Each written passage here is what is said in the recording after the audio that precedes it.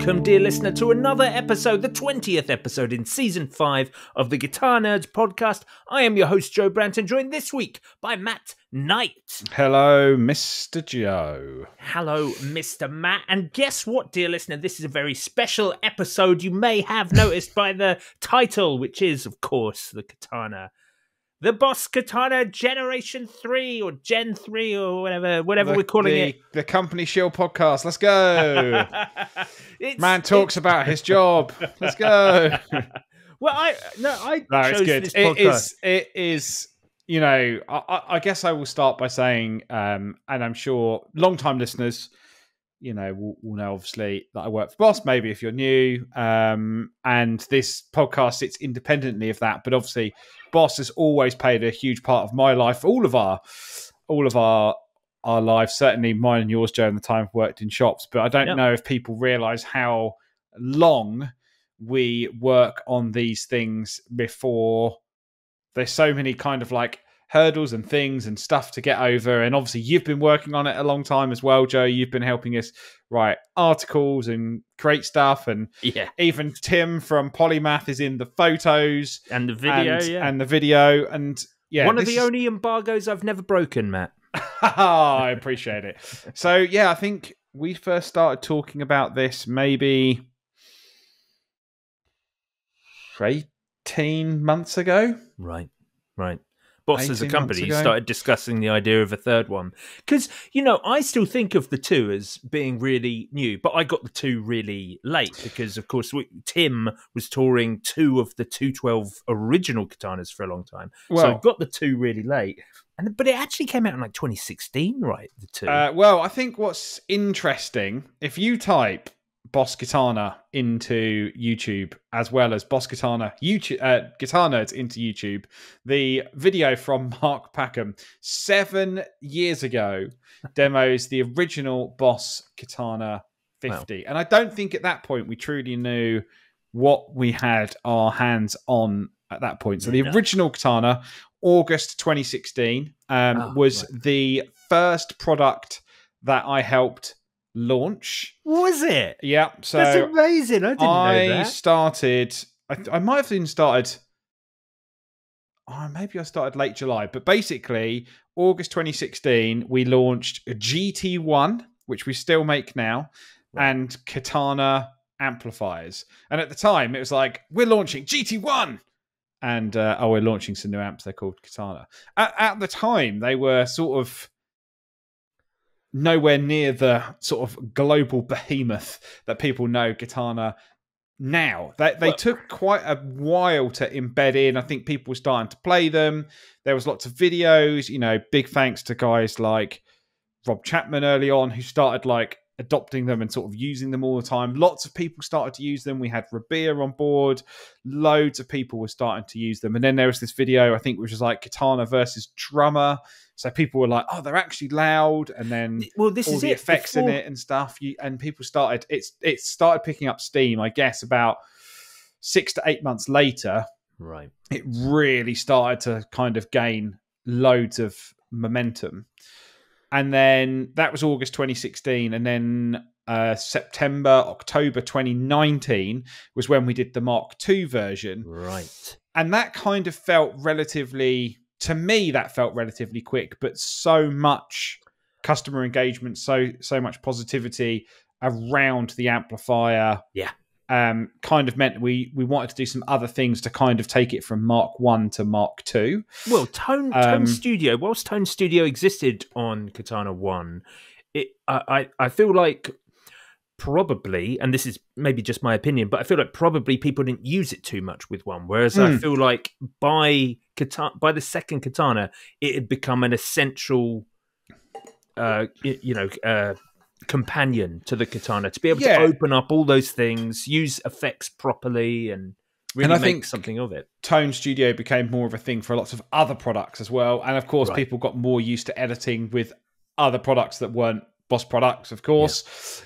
Yeah. So 2016 to 2019, Mark 1 to Mark 2. In that time, we also had versions 1, 2, and 3. So you had Katana version 2, Katana version 3, Mark 2, Katana Mark II version 2. But yeah, 2019, which is amazingly nearly like 5 years ago.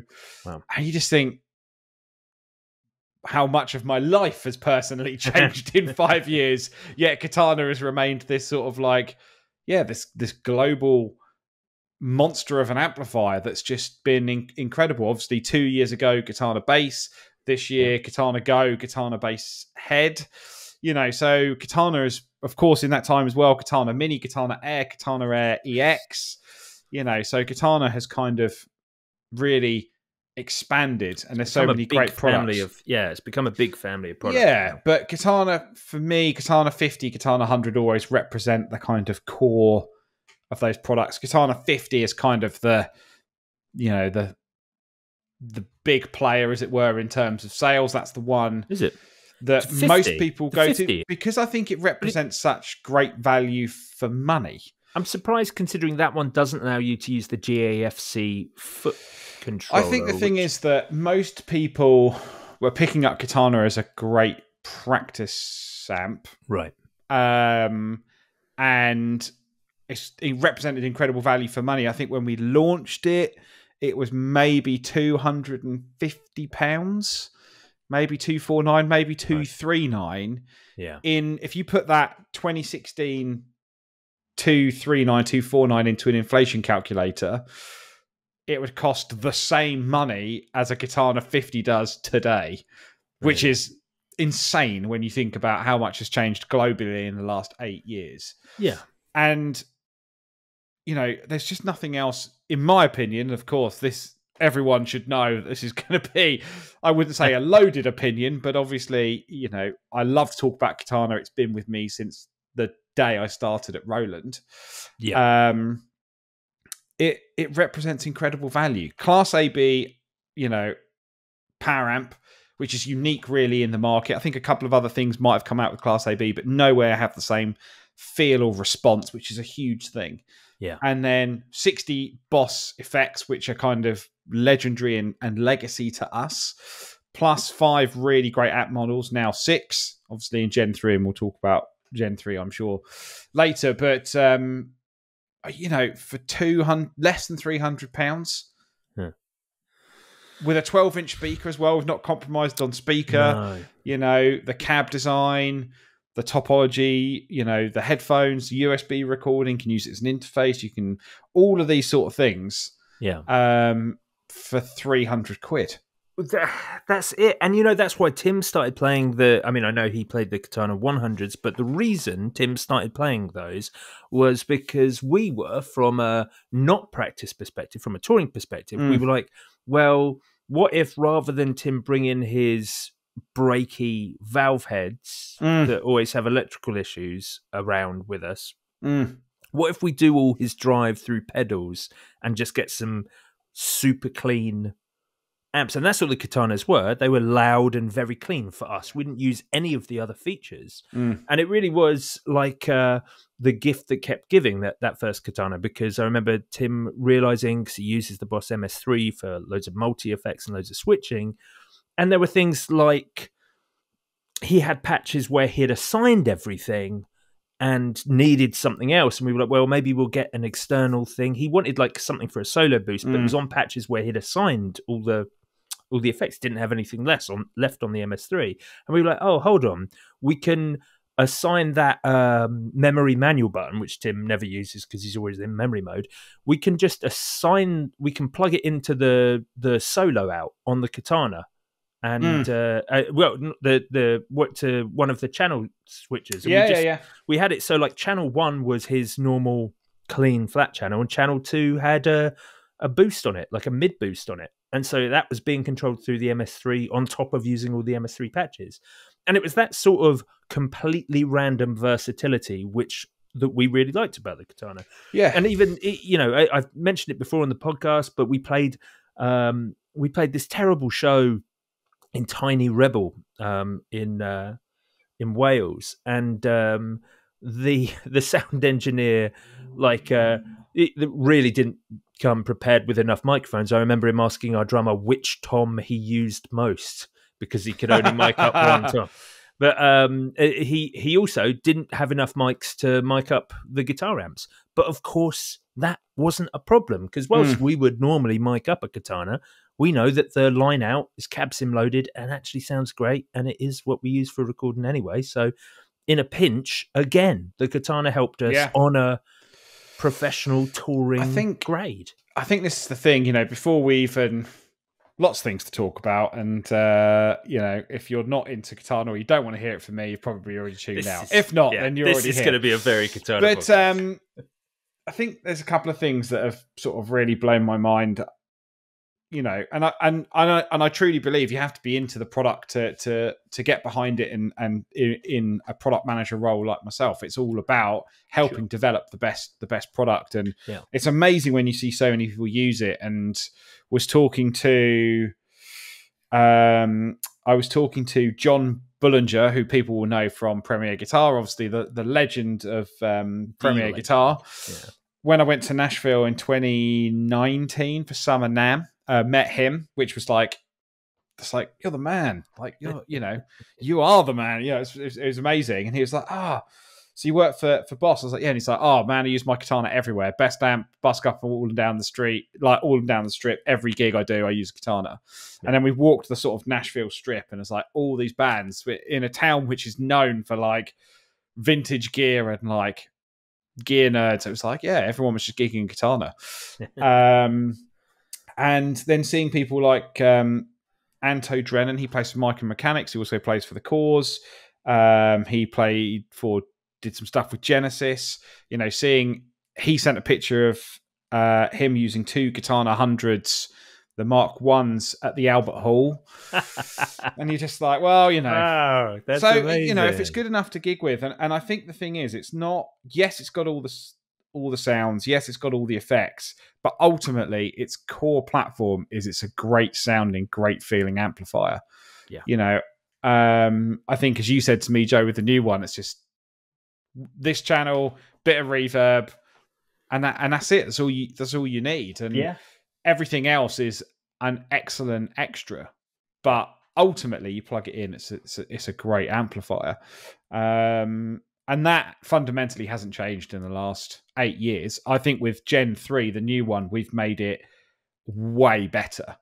But not to say that the 2 or the 1 is a bad amp, but the Gen 3 is on another level. It really truly is on another level. Yeah, that's it really, isn't it? The Gen 3 has such a lot of great, smart little features that I was a big fan of. I feel like Facebook groups are incredibly negative places anyway, but initially when it got leaked, I saw people on Katana face groups thinking that it didn't have enough new stuff, because it wasn't his 20 new amps and a tuner. Everyone on the Katana Facebook group wants a tuner. Well, I don't know why. Just give up guitar, all of you. But clip-on tuner. Yeah. Clip-on tuner. Exactly. But what I really liked about this one is it felt like it had thought into it, because of course you revoiced the 5 core amplifiers that all have a variation.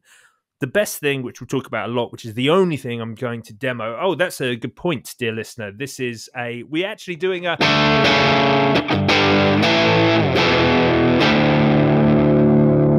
We're actually going to do like a little bit of real-time demoing on the podcast as well. But the pushed amplifier really is the only thing I'm going to be using, which is the new edition.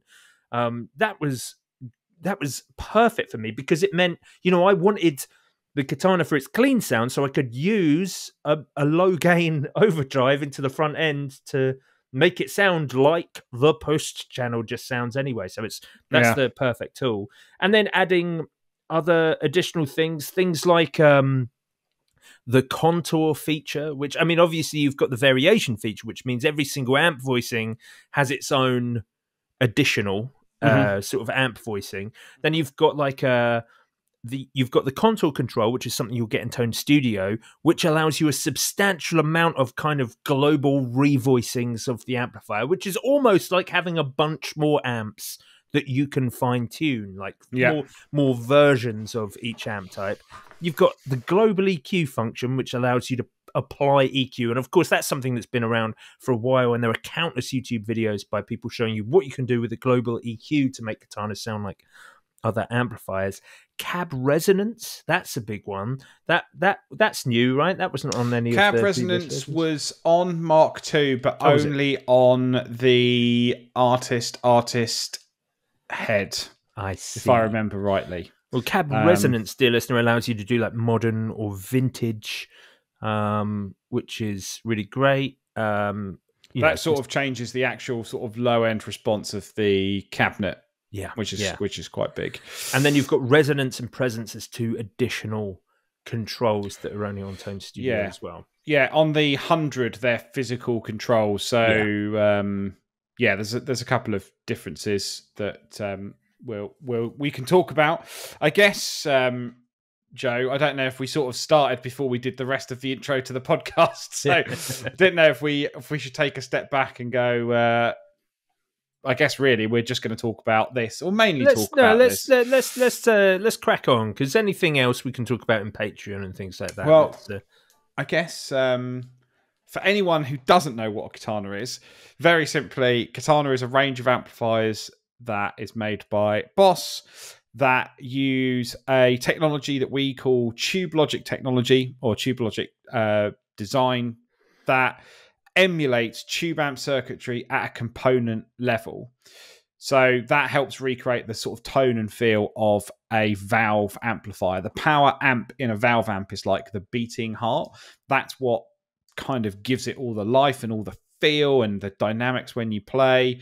And Tube Logic is all about that. And that works hand in hand with a reactive Class AB power amp. That technology with the Class AB power amp gives the Katana all of its life, all of its feel, all of its dynamics. And that has remained the same from the first one through to the new one. So the new one is Generation 3. So the things that have always existed is Class AB power control. So you can have, in the new one now, it's known as max, half, 0.5 and standby.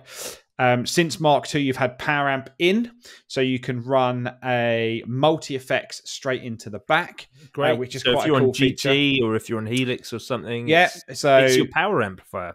Absolutely, and you've got that Class AB power amplifier as well, so it breathes new life into multi-effects as well, which is amazing. Stereo expand is a new feature. It's an existing feature on some. It's a new feature for Gen 3 across the board that basically allows you to run the power amp out of one into the preamp or the power amp in of another. So you can have stereo Katana, which is very, very cool. You can get proper ping-ponging delays. You can get Paul Drew and the Studio Rats did excellent videos on how to use that. Yeah, so you've got stereo expand, and anyone going, oh, well, I've got a 2, should I keep it? Yes, I'll talk about it a bit more maybe in a bit, but we were messing around with that at the weekend, running the stereo expand out of a Gen 3 into the power amp in of a Mark II. So you can take your existing Katana Mark II, if you're thinking about upgrading, it's not lost forever because you can use it as a second stereo speaker. Mm-hmm. They're all compatible apart from the 50 with a foot controller. We make a dedicated foot controller, GAFC. Of course, Boss Effects library, over 65 effects now, and then onboard memories as well. So that's kind of universal across the board. Yeah. And then maybe, Joe, we could talk about, and you will have some things to say, having played them, some of the new features. Yeah. But the first one, which I think addresses the point that you made there about when it got leaked. Leaks are a very sad thing for people who work in any industry because you put so much hard work into something and then you don't get to kind of... it's almost like someone letting off another firework next to the firework you were just about to let off, to start the show, and then someone's just like, I'm just going to throw a different one in the sky. And it sort of distracts everyone for a little bit, but it's fine. But of course, the one thing that doesn't come across on just a spec sheet, which is what was leaked, was that we have effectively upgraded what we call the core platform of the entire amplifier. So we've improved the sound, the feel, and the response, playing at through a speaker or recording. So the one thing you wouldn't just get from a spec sheet, and one thing you wouldn't necessarily get until you plugged it in, is how much we've just improved that whole platform. Revoiced the amps, improved the feel, the response. And it's not to say that the 2 is bad at all, and you can still buy the 2s. The 2s are discontinued, but they're still out there. But when you plug into a 3, certainly if you've had experience with Katana, which I know you have before, Joe, you can really feel and hear a difference between 2 and 3. Yeah, you really can, and it's down to that sort of natural push and pull valve-like amp feel that Katana gives you on all the settings. You know, the things. Of course, I am far less experienced when it comes to lead and brown. You know, those weren't kind of channels for me. The high gain things. I used mostly clean before, and then if anything, I'd use a blues driver on as a booster, run into it. But crunch sounded great. But moving on to the Gen 3, I was like, oh, crunch is now actually something I'd use. It was always a little bit too martially, I guess, for me, a little bit too pokey in the mid range. And now with the variation, with the contour controls and things, I was really able to make crunch sound great. The problem is they're all, for me, completely eclipsed by how good the new pushed voicing is. Yes. So I guess that's the kind of next thing. So upgraded the core platform, and I think, as you said, Joe, there's definitely some changes and feel in that kind of, some people have said it sounds less boxy, perhaps a different mid-range in kind of the way the amp projects. And it's great because Katanas have their own custom designed speaker. They don't just use an off-the-shelf speaker. We design our own. And then, but the one thing you sort of said there is you went from clean to crunch, and for some people that was too big of a gap, and perhaps, as you said, crunch was maybe too British or too martially, and some people wanted it a bit in the middle.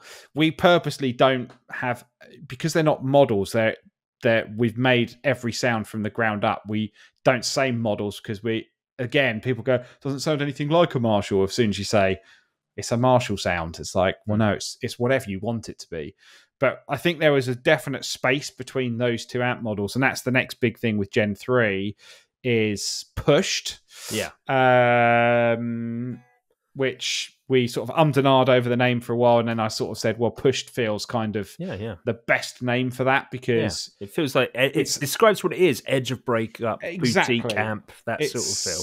Very much designed to complement the other amp models that are in there, but it captures the sort of sparkle, the gritty sparkle of a vintage tube amp being pushed into breakup, whereas crunch feels more like a gain channel. This feels more like a sort of, some people have said like Dumble or something like that. I don't know. I've never plugged in a real Dumble, but but it does have that sort of sparkly feel. That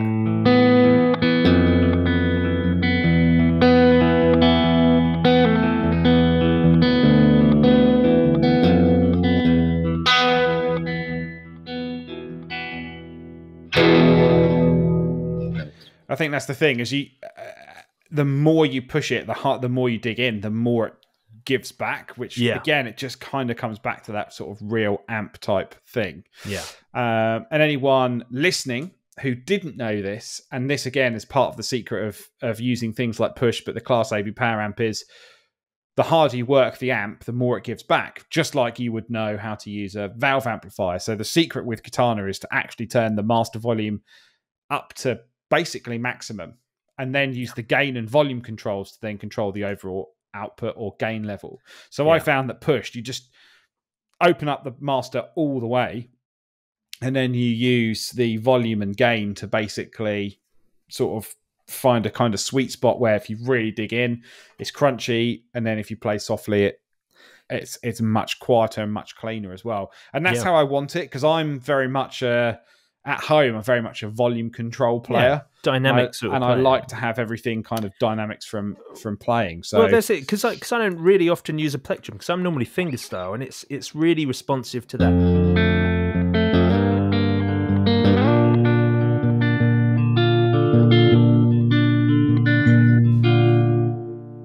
very clean, but it's like it gives you a...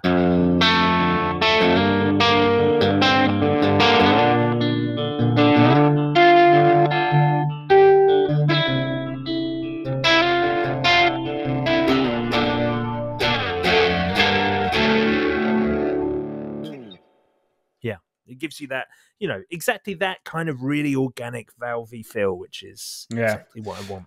And one thing I found really good was then using either a blues drive or a clon model in the effects section, in the effects chain, to then give it a little bit more push in the front end.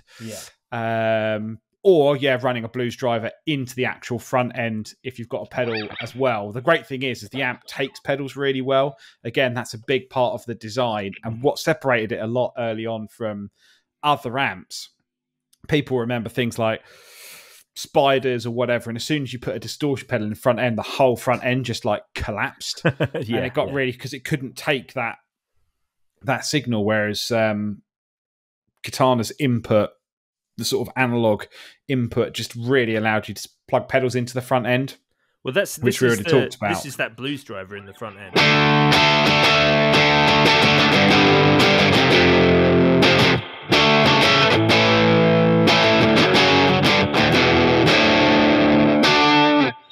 Yeah, and it's just great. Just a little bit of blues driver in the front, and it's exactly what you need. Which, of course, you can, if you're on you can run off of an FS7 or FS5 if you want. Yeah, I think that's the thing with 50. You can plug in quite a basic foot pedal. But one thing I don't know if you've noticed, Joe, as well, because I can certainly hear it there, and it's been great hearing other people play it over the last few days, is some people said the spring wasn't quite right in Mark II, and some people said the spring was maybe the weakest of the reverb sounds, whereas I think you hear it now, it sits much more nicely in the mix, and it's got a little bit more of that kind of clangy splashiness to it, which I think it sits in the mix much nicer. Yeah, the spring is the only reverb kind of I'm interested in, and and it wasn't almost a downside of Katana 2. I've not really heard a digital spring reverb that's convincing, but I think this does it an awful lot better than 2 did. But, I think there's just improvements across the board, which you wouldn't get from reading a spec sheet. And I think people, as soon as they start to get them and plug them in, they will realize. And again, you know, that's just crazy. I think I saw a comment that said people were perhaps complaining about it, and I was like, well, someone said an HX Stomp is $700 and a Katana 50 is $300. Like, how much more value could you want when you've got a real amplifier? And, you know, 12 amp type, 65 effects, foot controllable again. You know, I think it's great value.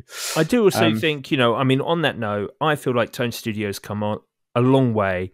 I think Boss, for the longest time, didn't do a great job of digital interfaces on your desktop, for them being easy to use and straightforward, not in comparison to sort of how very accessible people like Line 6 made the you know, Helix native and everything.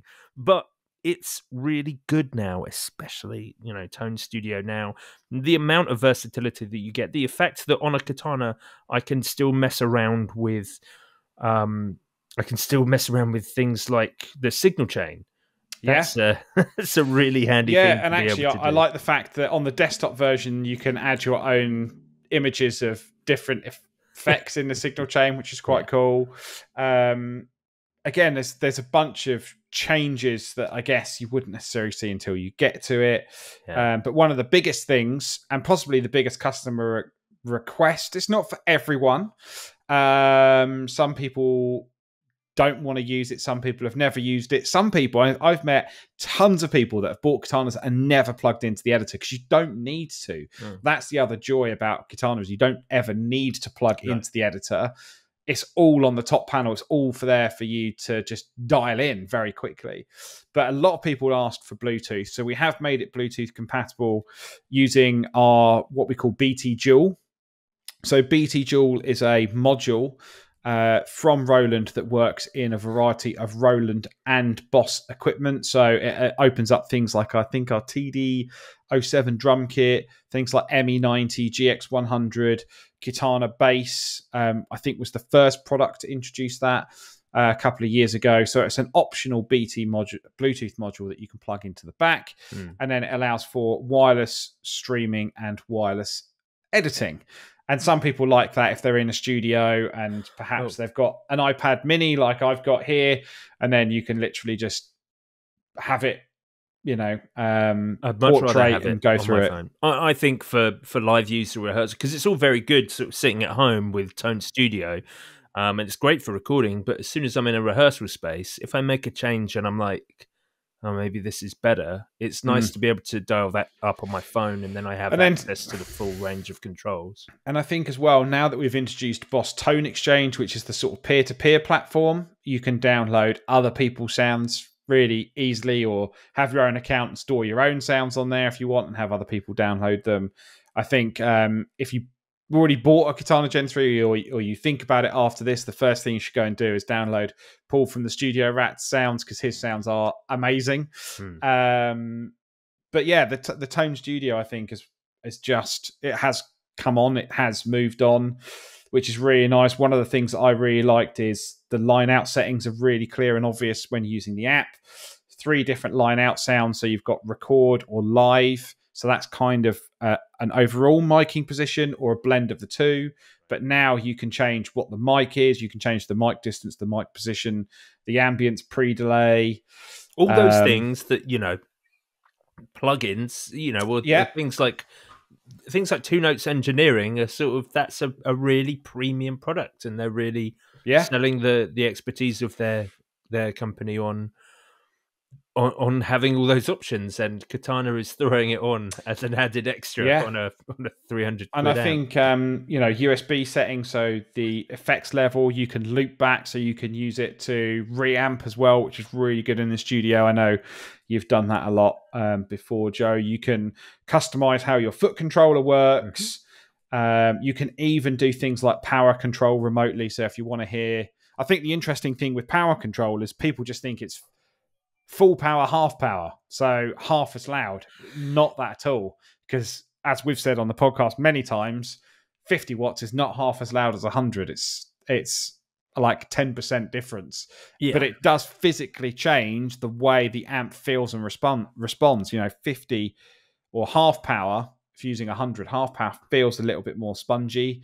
Same as the 50 on half power mode. When you go to 25, you do feel about half the volume, but it also feels a little bit more compressed. But you open up the amp a little bit more, and it drives harder and clips more, and it's almost like a little tweed amp or something. So I think the power control works hand in hand with the rest of the amp, which is a big thing as well. Katana is sponsored by Stringjoy Guitar Strings, the world's first true guitar string custom shop. The thing that I love most about Stringjoy is just their attention to detail, their dedication to making their strings the best in the world. And that's a labour-intensive task that they don't shy away from. Stringjoy are also innovative. They're always looking for new ways to make strings better.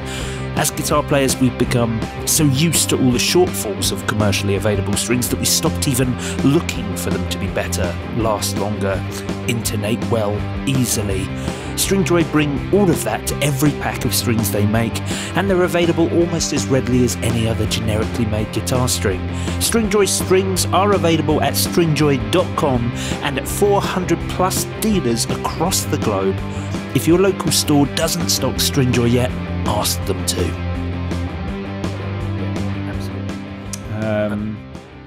Some of the sorry, go on. No, Joe, you go. I was just going to say, one of the things that I've been having a great time with today was using Tone Studio with this for the effects. And there are 2 effects I wanted to call out in particular, which, as you pointed out to me before, they were there on the Gen 2, but it doesn't matter. It's still they're still there. The fact that on top of just offering things like, I don't know, like a phaser, blues drivers, chorus, generic chorus, things like that. You added a bunch of specific things for that kind of Van Halen-y update that you did with 2, which included both a DC 30 and an SDE 3000 on the Katana. And the thing is, when the SDE 3000 sort of modulated delay, an old Boss module delay, when I use that in Tone Studio, if I select that, the amount of controls I have, these aren't just, here's a you can use this phaser or that phaser. They both have 3 controls. Each effect that you open up in Tone Studio gives you a different set of controls that you can then, edit and assign into your Katana, so you don't only have to use it plugged in. But the fact that I'm looking at like a delay unit with 10, 11 different controls that I have access to straight through Tone Studio is really fantastic. I don't know if I've got it.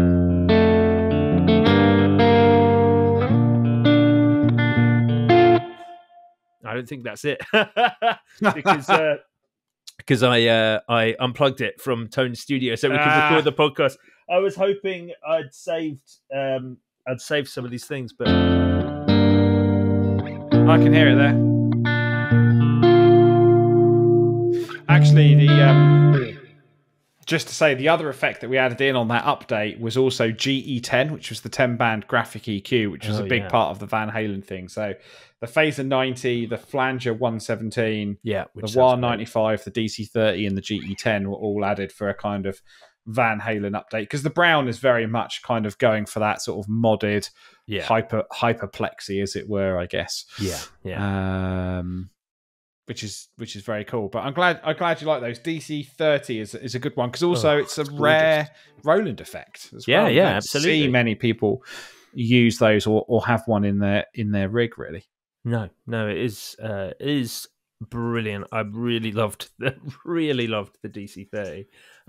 We'll play a little track that I recorded using just the Katana earlier today and just the effects on board. I even did the bass parts with the Katana using the Octaver on Tone Studio. So the Octaver and this, I recorded everything with this rather lovely, the Reverend guitar that we've been talking about over the last few weeks, which we're going to be giving away soon, dear listener. There is a Reverend guitars competition coming up, but this is a Reverend double agent in Chronic Blue is the name of the finish, and it's Chronic Blue. Very cool indeed. Yeah, it's a proper guitar nerd's guitar, P90 in the neck, humbucker in the bridge. It's got that classic bass contour control that Reverend loved, that I just defeat so that it sounds thin and trebly. That's what I want. But, it's there to be sort of thick and full-bodied as well.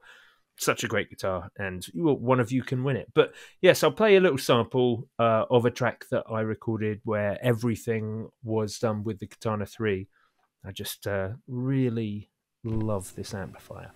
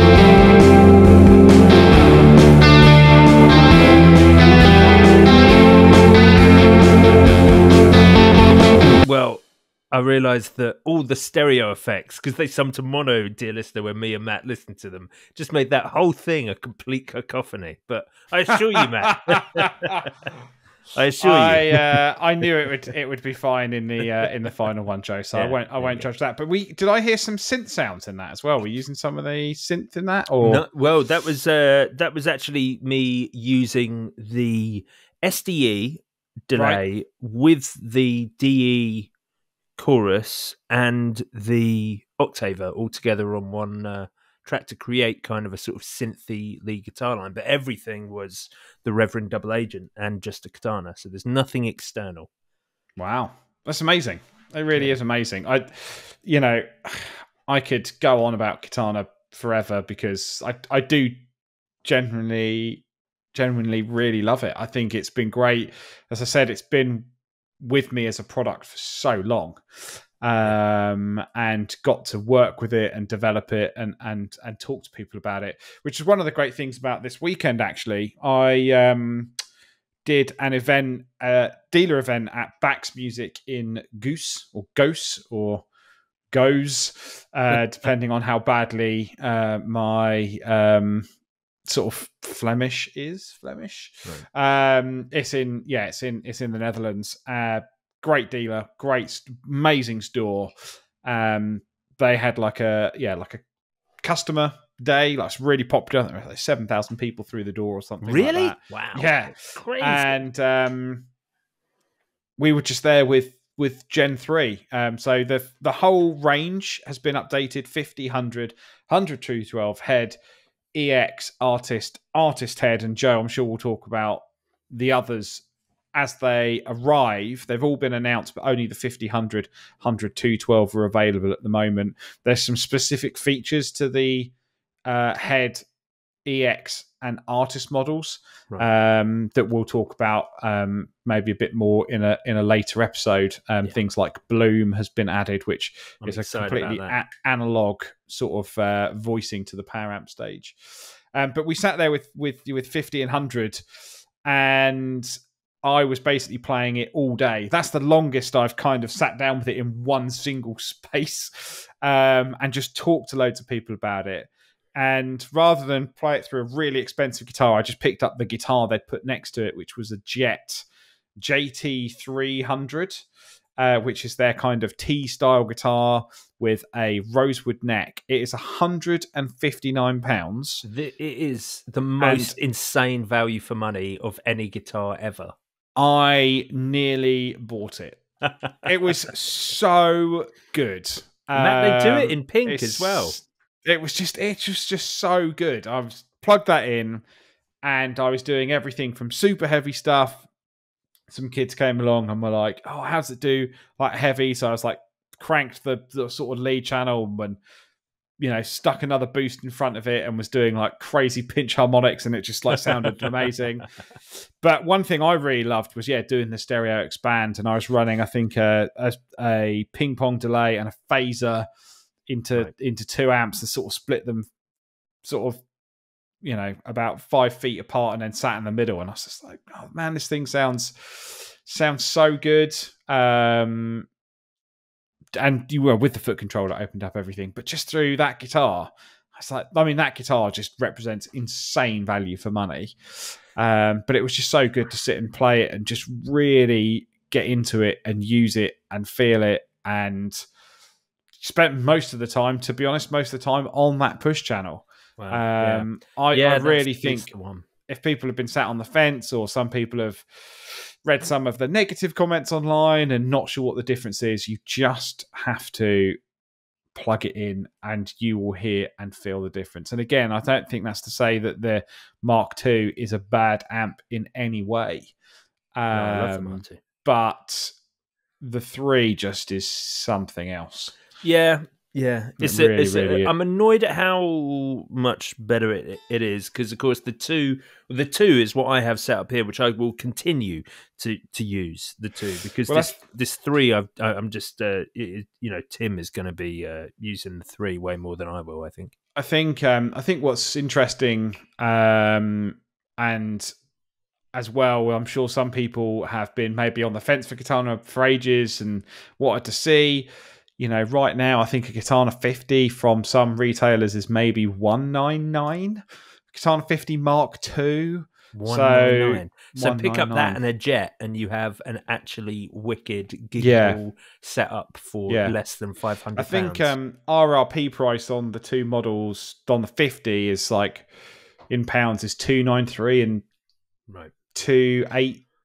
Right. So in RRP difference, there's only about €8, £8. But the price seems to be quite cheap at the moment in the market. So $199. So if you're sort of unsure about Katana, maybe you don't want to spend the money on the 3. The 2 is still there for a limited time, because there's still some stock out there in the market. But I still think even the Gen 3, I can't see what could beat it. I know a lot of people were saying, Catalyst has got an effects loop and Catalyst is very good. 100, and and it's got those HX sounds in it. But I think a lot of people ultimately came back to Katana because of the feel of the amplifier. And a lot of people went, I want this, I want this, I want this on a 50-watt amp for no extra money. And unfortunately, it doesn't work like that in the world. No. But I think that's why the 100 is still really good, really, really good value. I think the 100s, again, I'm going to talk in pound coins here for our listeners. The 100-watt is $499 maybe. I'm just going to check. So 50-watt Gen 3 $289, 100-watt is $429. Right. And with the 100-watt, you've got the physical switch for the contour control. You've got the presence control. You've got 8 memories rather than the 4. You've got the effects loop, and you've got the GAFC control. So that's $429. And then I think when we were looking at Line 6 Catalyst, the 100 watts, $349. Right. I think they've just done, but that's might be that's the CX, which I think is the new one, which I think's been out for a little while. Yeah. There's not a lot in it though. There's not as much in it as in a Katana, but I think the big thing is that Class AB power amp, that Tube Logic technology. That's what makes the difference. And if anyone's unsure, you just have to go and try one. And or a lot of dealers it's free returns, so buy one and try it at home. But I've yet to meet someone who's generally gone, I really don't like it. Most people plug it in, they find a use for it. It represents really good value. Absolutely. It's been a lot. It's been an emotional journey to get through this part, and long may it live for many years to come. Oh yeah, well this amp is here for the long run, I think. I was going to say the only last new thing we haven't mentioned specifically on all of them is they all have stereo headphones now, which you didn't have before. They were all mono, believe it or not. So now it allows you to have things like the reverbs, delays in stereo in headphones, as well as small upgrades like USB-C. Yes, that was handy. I tell you what, when I got mine, I was like, oh, I need a USB cable, and I was like, God, what do I use that has like the printer? Like the printer. I was really like, printer, yeah. What do I have? Because my Katana 2 is like permanently plumbed in, and it would be quite a lot of effort to get that out of where it's plumbed in. And I was like, do I even have it? And I looked at the back, I was like, oh, it's USB-C. That's great. Yeah. But can you, a little random, but can you tell me a little bit about the DE? This, because I'm really into this sound. The DC-30. The DC. Yeah, sorry. 30. Yeah. Yeah. And it's a good sound.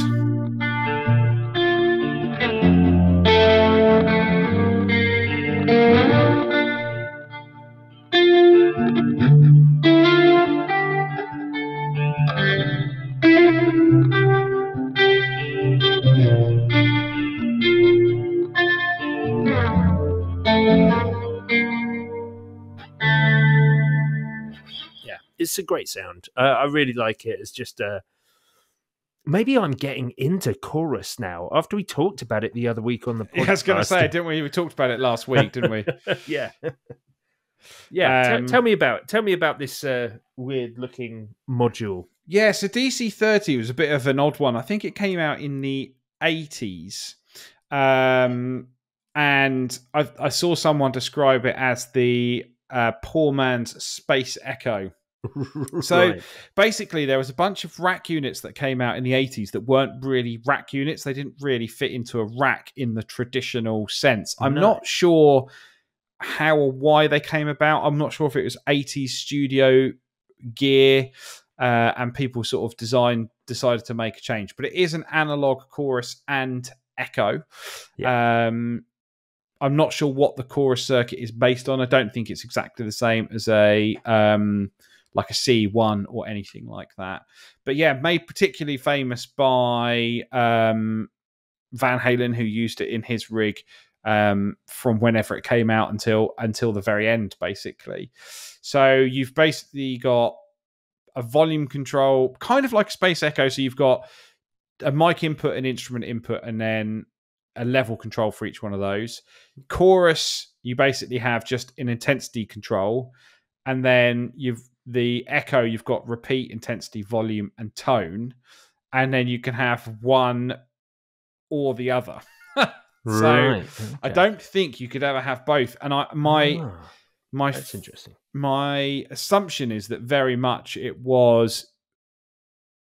I don't know if this is true or not, but whether it was really designed, because if you look at it like a box, it's kind of like just like a standalone box. It doesn't fit into a rack, and that's the same as the Space Echo. And the Space Echo was originally designed, or a lot of people picked up and used it because of karaoke bars to plug a microphone or plug a band in. So I don't know if this was really supposed to sit on top of like a mixer, because you had a mic input and a mic and then a mic / instrument input, right. 3 different levels, and then you could select chorus or echo, and then there was a foot switch to turn it on and off, and all of those jacks were on the front.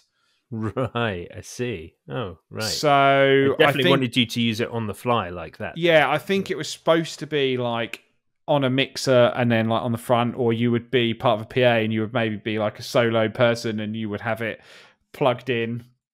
I don't really know why it was designed in that way, but a very, very unique chorus sound, different to any other chorus pedal.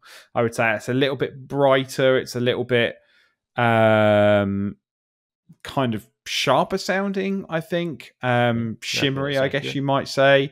Yeah. C1 tends to be a bit thicker and a bit richer sounding. Yeah, I think that's an accurate description. And your controls are exactly the same as what you have on Tone Studio's version of the DC30. The only difference is on the output. I don't have to have either or. I can have. I think you can have both, right? Yeah, and I can have them.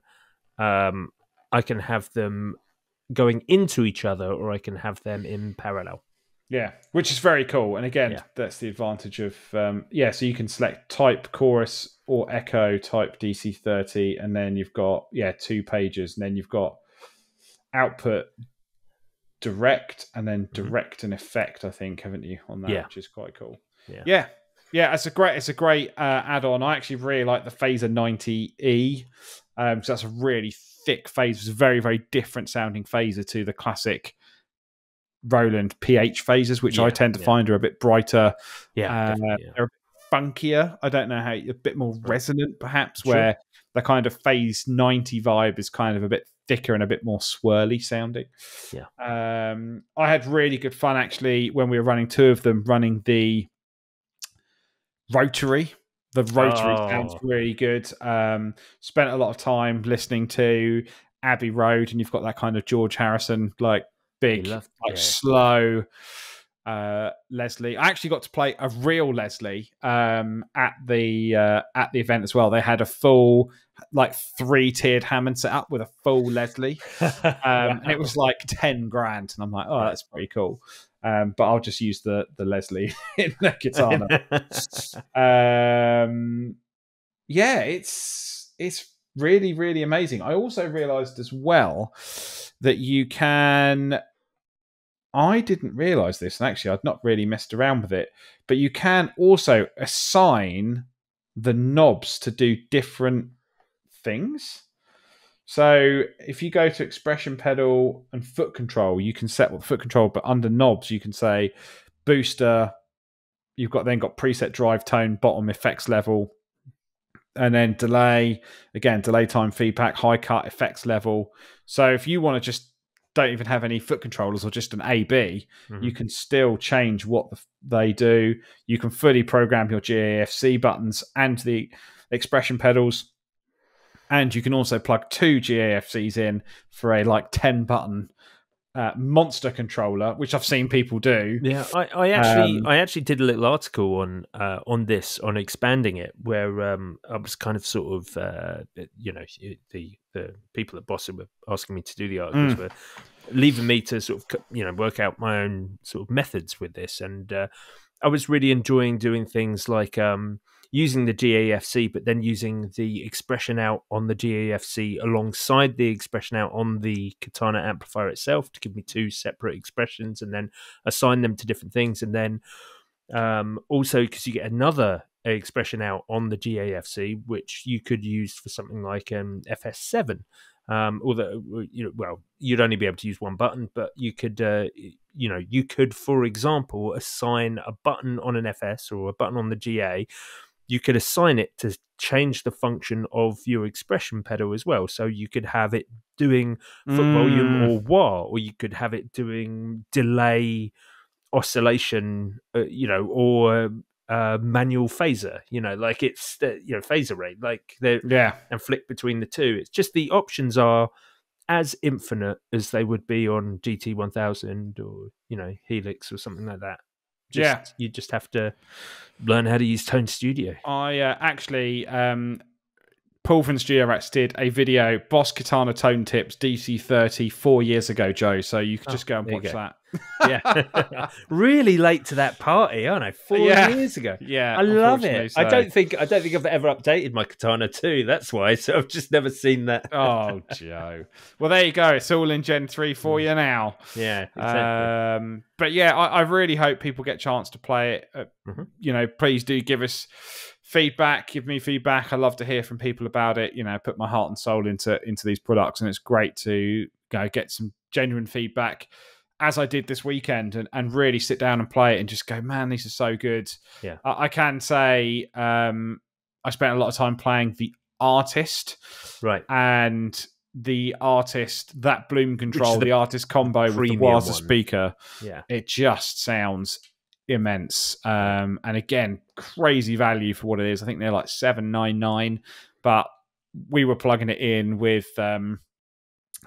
We actually got to plug it in with one of the guys who I work with has an original 61 Strat.